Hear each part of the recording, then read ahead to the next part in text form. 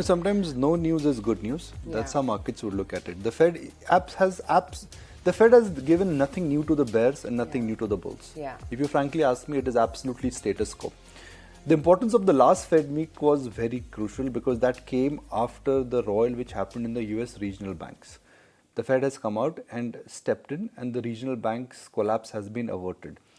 Crude prices have come down, commodity prices have come down. Fed is saying the obvious, which is that the scope of interest rate hike may be limited and restricted. So the way I look at it, the Fed event from our market standpoint, that it has come and gone. It will not have a damaging impact, if at all. Now, if there is a negative print on the US for the world economic growth, I think Fed would be tempted to in fact cut rates. So they've set the tone by saying that we are not considering a rate cut, but they would be data dependent. My sense is that the Fed has absolutely done what markets were expecting it to do, which is increase interest rates, talk about that there is no risk to the US bank, and also acknowledge and indicate that they're nearing the end of the rate cycle. What it will do, growth stocks will stabilize, stocks which essentially are high P stocks, they should start making a comeback, and somewhere down the line, I think IT is getting ready for a bounce.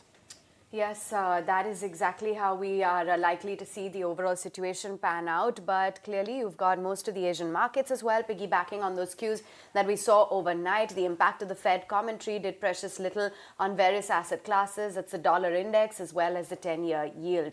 But the other big talking point this morning is going to be crude oil prices. After already we saw the biggest daily percentage declines for both the benchmarks, you also had crude oil prices which fell another 4%. So they've clearly extended those losses from the previous session. This is after that US Federal Reserve has hiked interest rates. Do remember as well, we have been seeing crude oil prices hovering lower for 4 straight days on the chart. And Nikunj, this month alone, down 10%.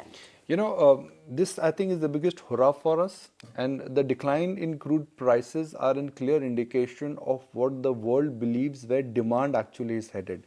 Now, you may look back and say that contraction in demand is actually bad news for everybody, and it's not that a country like India which will get isolated. But in the near term, when you see such a sharp reversal in crude,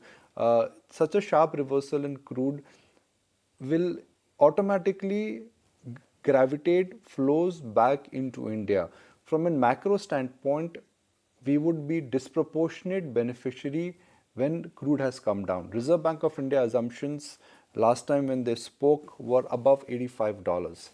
Crude coming down means your macro, your twin deficits, your fiscal deficit, a lot of imbalances in the economy which were considered to be the red marks, I think they would be addressed. In the short term, apart from the macro, I think OMCs will rally. Tire companies will spike up. Paint companies have to recover. So there is a nice little small trade coming there, typical trade. Oil goes down, airlines go up. Oil goes down, OMCs go up. Oil goes down, tire stocks, they start rolling. Although on a separate note, we're down one more airline. But we'll talk about that in That's just a bit. consolidation for the listed guys. Yeah.